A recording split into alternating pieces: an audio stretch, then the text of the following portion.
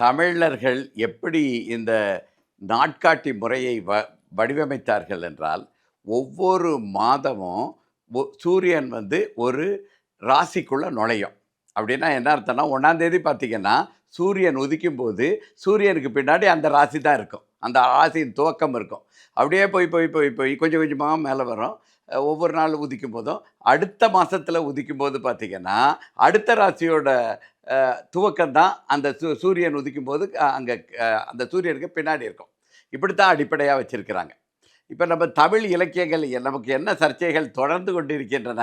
தை மாதமா? சித்திரை மாதமா? நமக்கு 2மே புனிதமான நாட்களாக இருக்கின்றன.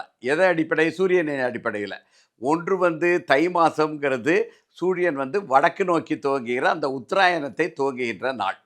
இன்னொன்று வந்து சம இரவு, சம பகல் நாள்.